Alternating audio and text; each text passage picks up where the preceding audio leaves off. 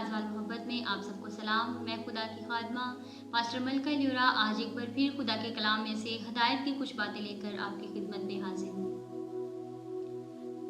आज का इंसान एक चीज के पीछे बड़ी तेजी से दौड़ रहा है, बगैर इस बात को जाने कि उसकी जिंदगी क्या है या उसकी जिंदगी की हकीकत क्या है। आज हम खुदा की कलाम मुकद्दस में से चंद बातों को सीखेंगे कि इंसान की जिंदगी क्या है और इंसान क्या करता फिर रहा है।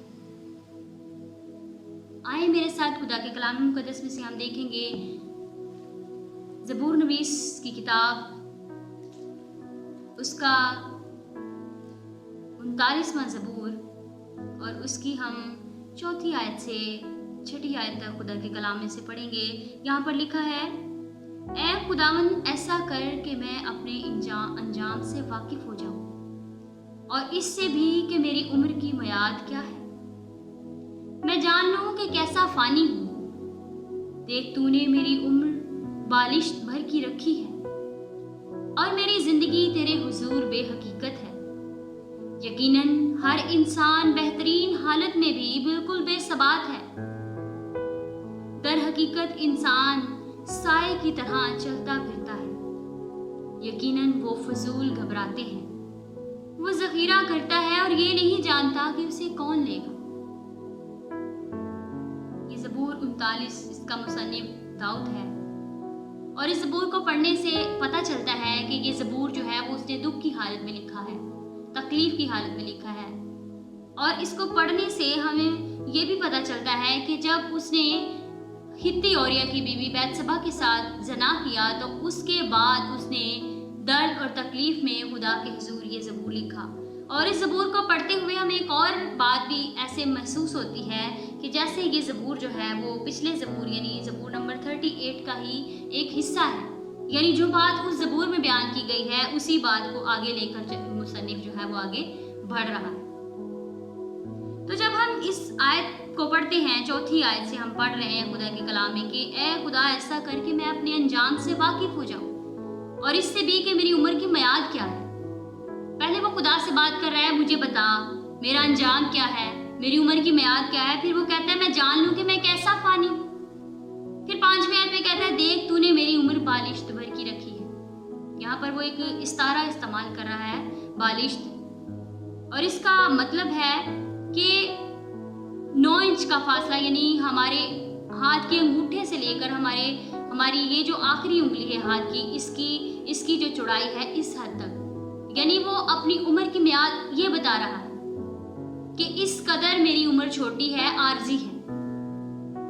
फिर आगे बढ़ता है और कहता है मेरी जिंदगी तेरे हुजूर बेहकीकत है। वो कहता है मेरी जिंदगी की हकीकत ही क्या है, बेमायनी है मेरी जिंदगी, कोई हकीकत नहीं मेरी जिंदगी की। और फिर कहता है यकीनन हर इंसान बेहतरीन हालत में भी बिल्कुल बेसबात है। हर इंसान बेहतरीन हालत में, और हम सोचते हैं कि हम बड़ी बेहतरीन हालत में हैं, हमारे पास सब कुछ है, हम इस दुनिया में ही रहेंगे, हम हर वक्त ऐशो इशरत में ज़िंदगी गुजारते रहेंगे और हमें किसी चीज़ की कोई परेशानी नहीं होगी और हम हमेशा तक लंबी उम्र इस ज़मीन पर गुजारेंगे। लेकिन मुसन्निफ बयान कर रहा है कि मेरी उम्र जो है वो एक बालिश भर की है, थोड़ी है और आर्जी है। और हर वो इंसान जो बेहतरीन हालत में भी है वो भी बिल्कुल बेसबात है, यानी आर्जी है। बाइबल मुकद्दस में हमें सुलेमान की एग्जाम्पल मिलती है। सुलेमान जैसा कोई शख्स हमें इस दुनिया में अमीर नजर नहीं आता, ना उस वक्त में और ना अब। उस जैसा कोई अमीर तरीन और दानिशवर शख्स कोई नहीं था, लेकिन उसकी इतनी बेहतरीन हालत भी उसे इस दुनिया में जिंदा नहीं रख पाई। उसका धन दौलत, उसकी मालो दौलत, उसकी ऐशो इशरत उसके किसी काम की नहीं थी, क्योंकि उसकी जिंदगी आर्जी थी। वो सब इस दुनिया में ही रह जानी थी और उसकी जिंदगी खत्म हो जानी थी। ये चीजें इंसान को हमेशा तक इस दुनिया में नहीं रख सकती, किसी हाल में भी नहीं रख सकती। कहा हम गरीब हैं, कहा हम अमीर हैं, कुछ भी है, हमारे पास कुछ है या नहीं, हम आर्जी हैं।